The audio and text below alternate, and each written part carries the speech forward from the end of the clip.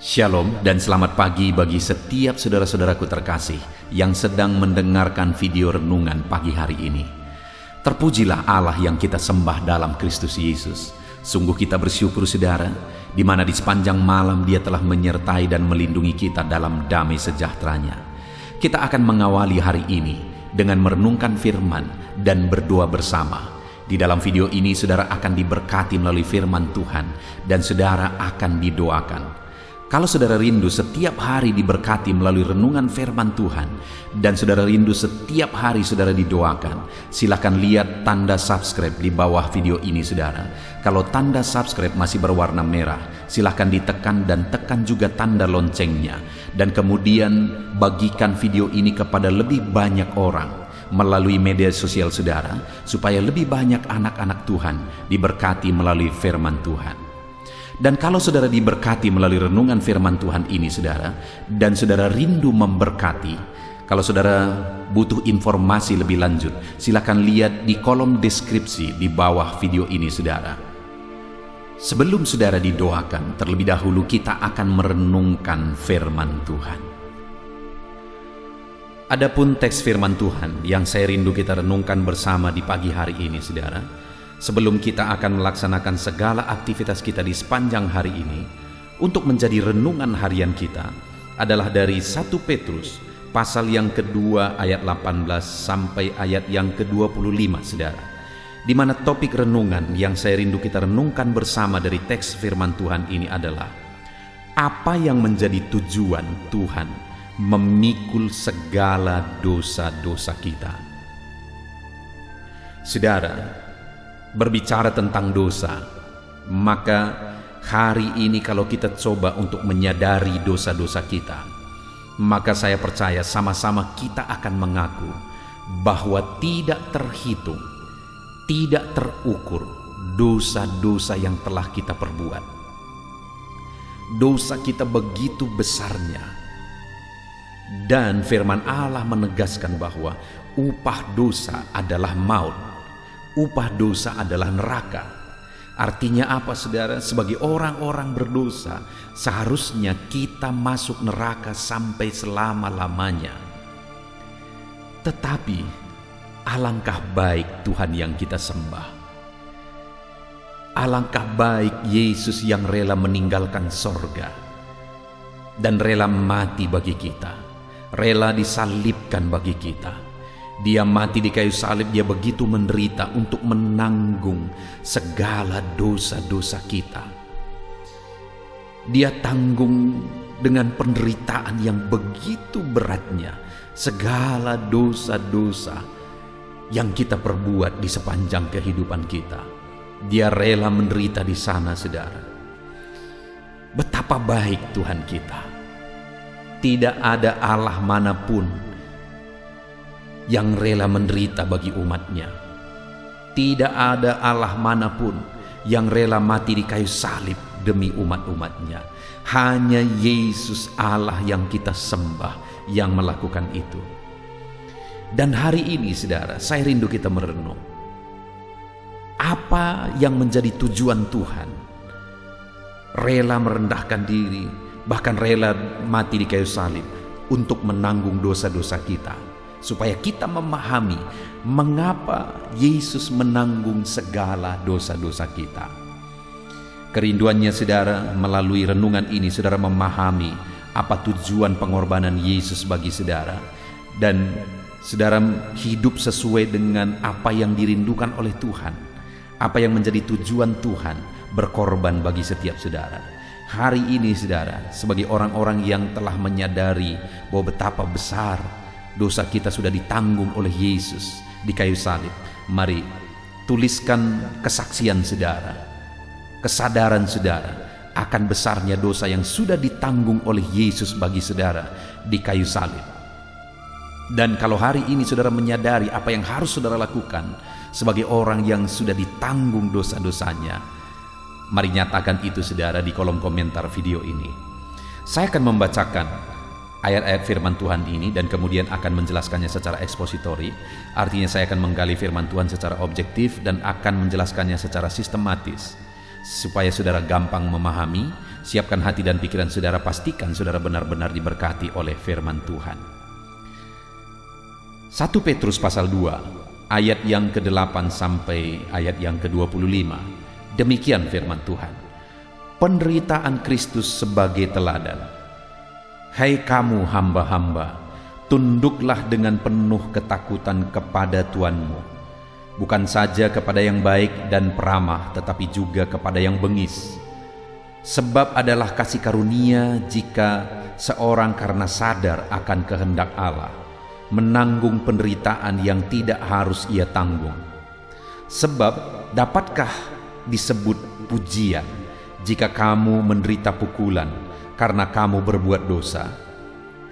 Tetapi jika kamu berbuat baik dan karena itu kamu harus menderita, maka itu adalah kasih karunia kepada Allah. Sebab untuk itulah kamu dipanggil, karena Kristus pun telah menderita untuk kamu dan telah meninggalkan teladan bagimu, supaya kamu mengikuti jejaknya. Ia tidak berbuat dosa, dan tipu tidak ada di dalam mulutnya. Ketika ia dicaci maki, ia tidak membalas dengan mencaci maki. Ketika ia menderita, ia tidak mengancam, tetapi ia menyerahkannya kepada Dia yang menghakimi dengan adil. Ia sendiri telah memikul dosa kita di dalam tubuhnya di kayu salib, supaya kita yang telah mati terhadap dosa hidup untuk kebenaran. Oleh bilur-bilurnya kamu telah sembuh. Sebab dahulu kamu sesat seperti domba, tetapi sekarang kamu telah kembali kepada Gembala dan pemelihara jiwamu. Puji Tuhan, saudara. Konteks dari firman Tuhan ini adalah di mana Petrus menegaskan penerima suratnya bahwa Allah di dalam Yesus Kristus telah memikul segala beban dosa umat-umatnya. Dia pikul itu dalam penderitaan yang begitu berat di kayu salib. Dan kemudian Petrus mau mengajar kepada jemaat-jemaat, kepada umat-umat Tuhan, apa dan untuk apa dan bagaimana seharusnya mereka hidup sebagai orang-orang yang dosa-dosanya telah dipikul oleh Yesus di kayu salib. Di ayat 24 tadi dikatakan, saudara, ia sendiri telah memikul dosa kita dalam tubuhnya di kayu salib. Dia pikul segala beban dosa kita. Dosa yang begitu besar, dosa yang tiada taranya, dosa yang tiada terhitung. Dia pikul itu semua di kayu salib. Dan kemudian, saudara, selanjutnya di ayat 24 itu dikatakan supaya. Jadi ada tujuan Yesus memikul segala dosa kita, segala beban dosa kita di kayu salib, saudara. Tujuannya adalah yang pertama, supaya kita yang telah mati terhadap dosa hidup untuk kebenaran. Jadi yang pertama, untuk apa Yesus memikul segala beban dosa umat-umatnya? Petrus menegaskan supaya umat-umatnya hidup dalam kebenaran, supaya umat-umatnya hidup benar sesuai dengan prinsip-prinsip firman Tuhan. Bahkan sebelumnya di ayat 18 sampai ayat 23 tadi dikatakan bahwa sekalipun kamu harus menderita ketika kamu berbuat baik. Contoh yang dibuat tadi adalah hamba-hamba. Kamu harus tunduk kepada Tuanmu, bukan saja kepada yang baik, tetapi juga kepada yang bengis. Karena Petrus berkata bahwa, karena kalau kamu berbuat baik dan kamu menderita karena perbuatan baikmu, itu satu kasih karunia di hadapan Tuhan. Artinya itu sesuatu yang diperhitungkan oleh Tuhan. Itu sesuatu yang berarti di hadapan Tuhan. Saudara, yang pertama adalah bahwa sebagai orang yang beban dosa kita sudah dipikul di kayu salib, kita harus hidup dalam kebenaran. Bahkan sekalipun saat harus menderita demi hidup dalam kebenaran, tetaplah hidup dalam kebenaran. Sama seperti hamba-hamba itu, untuk mentaati firman Tuhan, mereka harus tunduk kepada tuannya sekalipun tuannya itu bengis. Dan mereka harus menderita, mereka harus tetap taat dan tunduk sesuai dengan kebenaran firman Tuhan. Demikian juga saya dan saudara hari ini sesuai dengan konteks kita masing-masing, saudara. Sebagai orang yang telah mengalami di mana dosa-dosa kita sudah dipikul di kayu salib, dosa-dosa kita sudah dihapuskan. Tujuan Tuhan adalah supaya kita hidup dalam kebenaran dalam kehidupan kita pribadi lepas pribadi.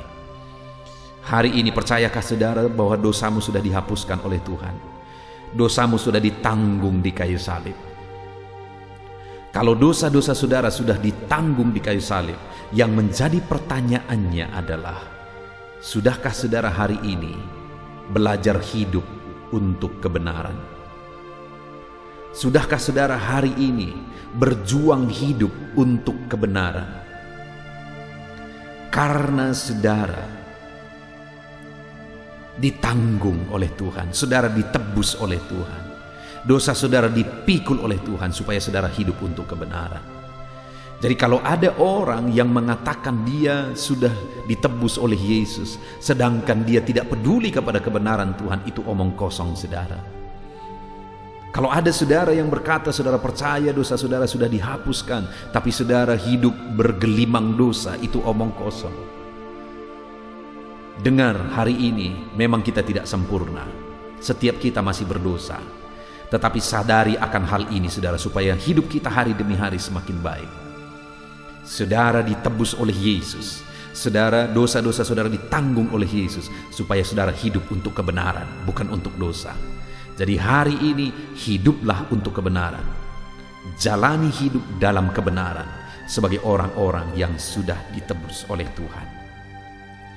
Itu yang pertama, saudara. Tujuan Tuhan menghapus dosa kita, menanggung dosa kita, supaya kita hidup untuk kebenaran. Yang kedua, tujuannya adalah, masih ayat yang ke-24 bagian terakhir, oleh bilur-bilurnya kamu telah sembuh. Yang kedua, saudara, kenapa dia menderita? Bilur-bilurnya maksudnya adalah luka-luka penderitaan Yesus. Kenapa dia rela menderita bagi kita? Kenapa dia rela menderita untuk menebus dosa kita? Supaya apa, saudara? Supaya oleh bilur-bilurnya kamu disembuhkan. Jadi tujuan Tuhan menanggung segala dosa-dosa kita adalah supaya kita disembuhkan. Baik secara jasmani kita, baik hati kita, pikiran kita sepenuhnya. Kesembuhan yang dimaksudkan oleh Tuhan adalah kesembuhan secara total. Luka-luka batin, sakit di tubuh kita, Allah menegaskan bahwa dia menderita di kayu salib supaya oleh bilur-bilurnya kamu disembuhkan. Hari ini kalau ada saudara yang sedang sakit, dengar saudara, Yesus mati di kayu salib supaya oleh bilur-bilurnya, oleh penderitaannya saudara disembuhkan. Penderitaan saudara ditanggung oleh Yesus di kayu salib. Saat ini taruh tangan saudara di atas penyakit saudara, tubuhmu yang sakit, taruh tanganmu di sana dan percaya oleh bilur-bilur Yesus engkau disembuhkan dalam nama Tuhan Yesus. Oleh bilur-bilur Yesus kita disembuhkan karena memang dia menderita di kayu salib untuk menanggung segala dosa kita, untuk menanggung segala penderitaan kita, dan oleh bilur-bilurnya kita sembuh. Engkau yang mengalami luka-luka hati, engkau yang mengalami luka-luka batin, engkau yang mengalami akar pahit, hari ini lepaskan semuanya itu karena Yesus mau tanggung semuanya itu di kayu salib. Tuhan mau membebaskan saudara supaya saudara bebas dari segala beban penyakit, sakit tubuhmu, sakit hatimu, sakit batinmu. Tuhan mau tanggung semuanya itu di kayu salib. Oleh bilur-bilurnya engkau disembuhkan. Percaya saudara, Yesus mati di kayu salib untuk menyembuhkan saudara, percaya. Dan hari ini lihat bagaimana Allah mengerjakan mujizatnya dalam hidup saudara. Dan kalau mujizatnya saudara alami dalam hidup saudara saat ini, saksikan itu saudara. baik dalam kolom komentar video ini, baik kepada orang lain. Saksikan itu bahwa Tuhan kita ajaib. Dia mati di kayu salib untuk menanggung dosa kita dan menanggung segala penyakit kita, dan oleh bilur-bilurnya kita menjadi sembuh. Itu yang kedua. Dan kemudian yang terakhir, saudara, untuk apa dia memikul segala beban dosa kita? Untuk apa dia menebus kehidupan kita? Yang pertama, supaya kita hidup dalam kebenaran. Yang kedua, supaya kita disembuhkan. Dan kemudian yang ketiga, ayat yang ke-25. Sebab dahulu kamu sesat seperti domba, tetapi sekarang setelah ditebus, setelah dosa-dosa kita dipikul di kayu salib, sekarang kamu telah kembali kepada Gembala dan memelihara jiwamu. Yang ketiga, saudara, Tuhan mau adalah kita dekat dengan Tuhan sebagai gembala kita, dan kita hidup dalam pemeliharaannya. Dia adalah gembala yang baik dalam hidup kita. Dia gembala yang memelihara kehidupan kita. Dia gembala yang berkuasa untuk menjagai, melindungi kita dan memelihara hidup kita. Dan Tuhan menebus kita supaya kita kembali kepada gembala yang baik itu. Artinya kita hidup dekat dengan Dia, kita hidup di bawah penggembalaannya. Tuhan menuntun kita. Itu yang Tuhan mau. Yang ketiga, saudara, kita hidup di bawah pimpinan Gembala Agung kita, yaitu Yesus Kristus, dan kita dipelihara olehnya. Puji Tuhan, saudara. Pagi hari ini kita sungguh bersyukur. Kembali kita diberkati oleh firman Tuhan. Satu-satunya Allah yang menebus dosa umat-umatnya adalah Yesus Kristus. Ada begitu banyak keyakinan iman di dunia ini, tapi hanya Yesuslah yang rela mati bagi umat-umatnya. Itulah yang kita percaya, itulah yang kita sembah. Allah yang turun merendahkan diri dan rela mati bagi kita, saudara. Dan Dia mati di kayu salib untuk menanggung segala dosa-dosa kita. Dan kita sudah belajar mengapa Dia rela menderita, menanggung segala beban dosa kita di kayu salib. Yang pertama, supaya kita hidup untuk kebenaran, bukan hidup untuk dosa. Itu sebabnya sebagai orang yang sudah ditanggung oleh Yesus segala dosa saudara di kayu salib, mari hiduplah untuk kebenaran. Berproseslah untuk semakin baik sesuai dengan firman Tuhan. Yang kedua, alami kesembuhan daripada Tuhan, karena Dia rela menderita di sana supaya saudara disembuhkan, dipulihkan. Hati saudara, batin saudara, tubuh saudara dipulihkan oleh Tuhan. Dan kemudian yang ketiga, supaya kita datang kepada Gembala yang agung. Artinya kita hidup dekat dengan Tuhan, dan Dia sebagai Gembala yang baik memelihara kehidupan kita. Puji Tuhan, saudara. Hari ini dalam saudara sebentar lagi melaksanakan segala aktivitas saudara, terapkan firman Tuhan ini dalam hidup saudara. Renungkan firman Tuhan ini dalam hidup saudara, bahwa saudara sudah ditebus oleh Tuhan, dosamu sudah dipikul oleh Tuhan, supaya dimanapun engkau berada, dalam bisnis apapun, dalam pekerjaan apapun engkau tetap hidup dalam kebenaran di sana, dan engkau mengalami kesembuhan Tuhan, dan engkau hidup dalam pimpinan Gembala yang agung, yaitu Yesus Kristus. Engkau dipelihara oleh Tuhan. Puji Tuhan, saudara. Sebentar lagi kita akan berdoa bersama untuk segala aktivitas kita di sepanjang hari ini. Namun sebelumnya, buat komitmen, terapkan firman Tuhan. Aku mau hidup dalam kebenaran. Oleh bilur-bilurnya aku sembuh, dan aku mau hidup dalam pimpinan Gembala Agung, karena setiap kita sudah ditebus oleh Tuhan. Puji Tuhan, saudara. Biar firman Tuhan memberkati saudara. Biar firman Tuhan ini menjadi renungan saudara. Dalam nama Tuhan Yesus Kristus. Haleluya. Puji Tuhan, saudara.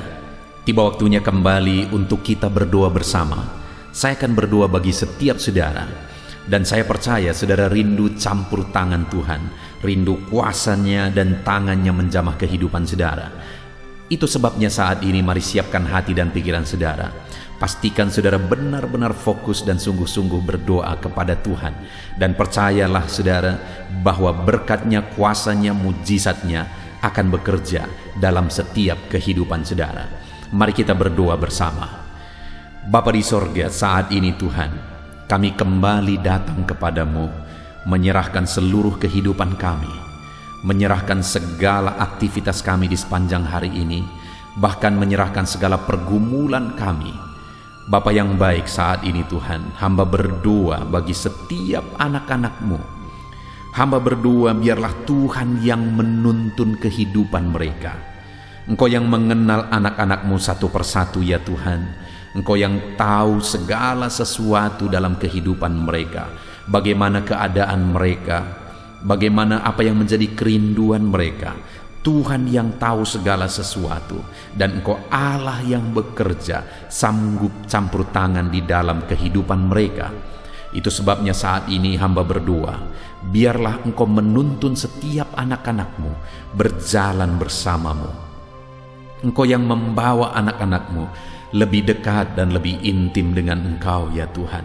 Karena dengan kami intim bersama-Mu, dekat bersama-Mu, Engkau menyertai kami, kami akan mengalami perkara-perkara besar di dalam kehidupan kami.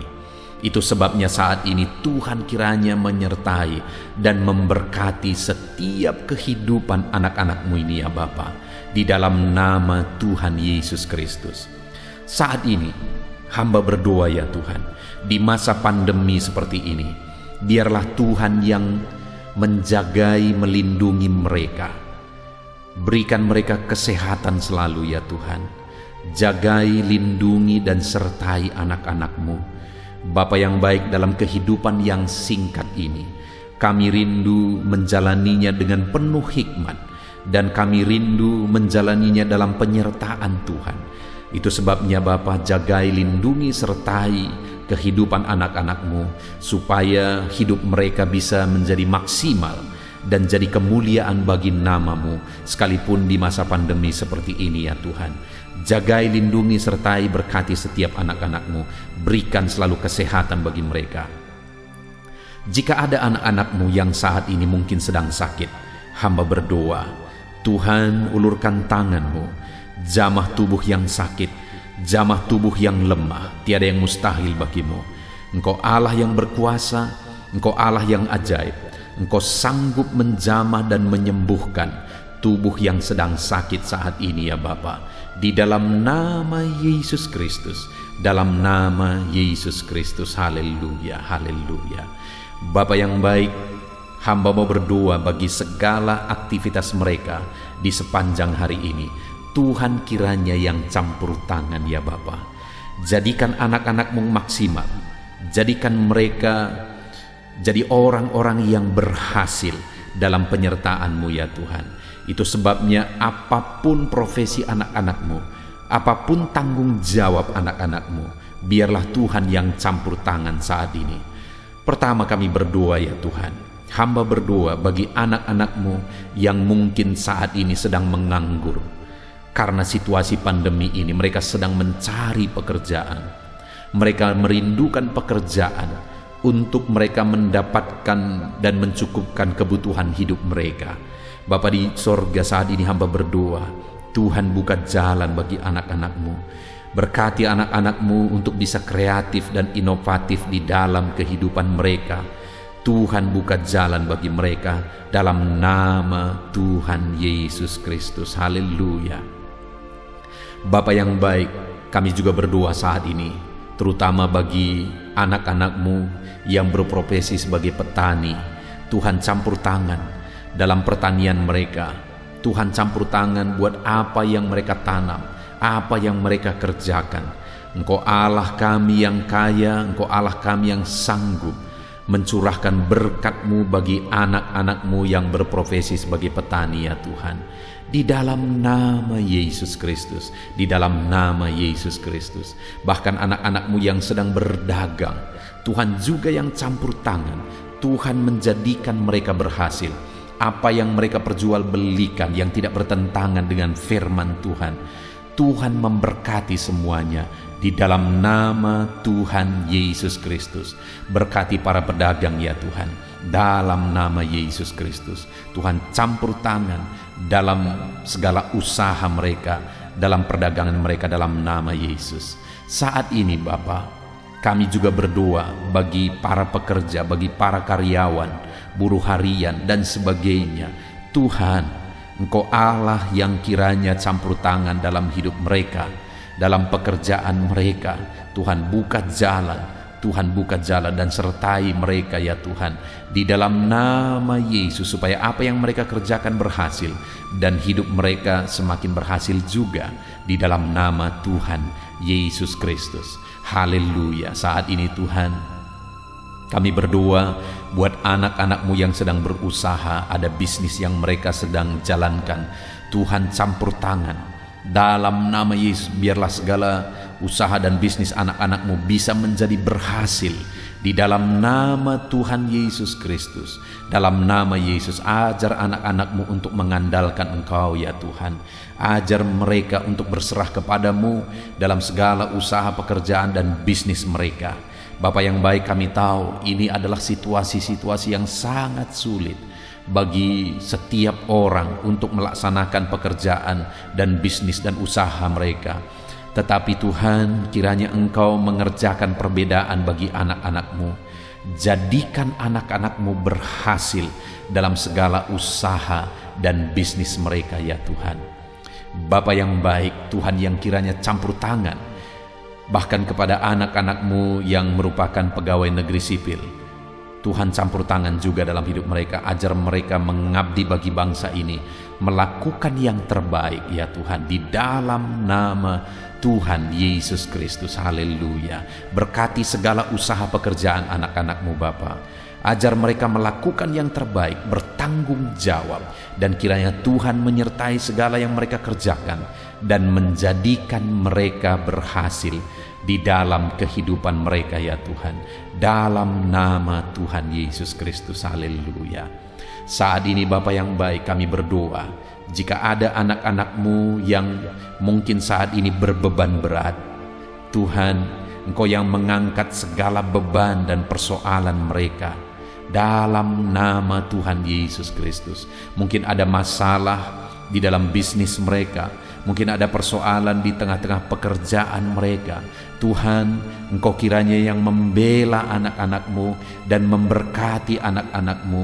Dalam nama Yesus, segala beban dan persoalan mereka diangkat dalam nama Yesus Kristus. Dalam nama Yesus. Terima kasih Bapa. Berkati anak-anak-Mu ya Tuhan. Berkati segala beban persoalan anak-anak-Mu. Engkau yang mengangkat segala beban mereka. Terima kasih Bapa di sorga. Saat ini Tuhan, hamba juga berdoa bagi keluarga-keluarga anak-anak-Mu. Biarlah setiap keluarga anak-anak-Mu menjadi keluarga yang harmonis, keluarga yang takut akan Tuhan, sehingga keluarga-keluarga mereka menjadi sorga bagi mereka. Mereka mengalami suasana sorga di tengah keluarga mereka, sehingga segala aktivitas mereka juga menjadi maksimal. Itu sebabnya berkati keluarga anak-anak-Mu menjadi keluarga yang harmonis dan diberkati oleh Tuhan. Berkati suami, istri, orang tua dan anak. Berkati semuanya Bapa, di dalam nama Tuhan Yesus Kristus. Terima kasih Bapa yang baik. Hamba serahkan segala sesuatunya ke dalam tangan-Mu. Berkati setiap anak-anak-Mu yang sedang mendengarkan renungan ini ya Tuhan. Berkati seluruh kehidupan mereka. Campur tangan-Mu dalam seluruh kehidupan mereka. Ini doa kami datang kepadamu ya Bapa. Dan kami percaya Engkau Allah yang sanggup, Engkau Allah yang berkuasa untuk menjawab segala doa dan seruan-seruan kami anak-anak-Mu. Dan kami percaya kami akan menyaksikan jawaban doa kami. Ini doa kami Tuhan, di dalam nama Tuhan Yesus Kristus kami berdoa bersama. Dan biarlah saat ini, sebentar lagi anak-anak-Mu akan menjalani hari ini dalam segala aktivitas mereka. Penyertaan Tuhan atas mereka. Diberkatilah kehidupan saudara, diberkatilah segala aktivitas saudara di sepanjang hari ini, dan Tuhan memberkati kita semua. Terpujilah nama Tuhan. Di dalam nama Tuhan Yesus Kristus kami berdoa. Haleluya. Amin. Puji Tuhan saudaraku, setelah saudara diberkati melalui renungan firman dan setelah saudara didoakan, saya percaya saudara mendapatkan kekuatan baru dan semangat baru dalam melaksanakan segala aktivitas saudara di sepanjang hari ini. Jalani hari ini bersama dengan Tuhan saudara, lakukan yang terbaik dan tetap jadi berkat. Kiranya Tuhan memberkati segala aktivitas saudara di sepanjang hari ini. Tuhan memberkati segala usaha, pekerjaan, dan bisnis saudara. Jangan lupa berlangganan dengan channel ini dengan cara mensubscribe dan tekan tanda loncengnya.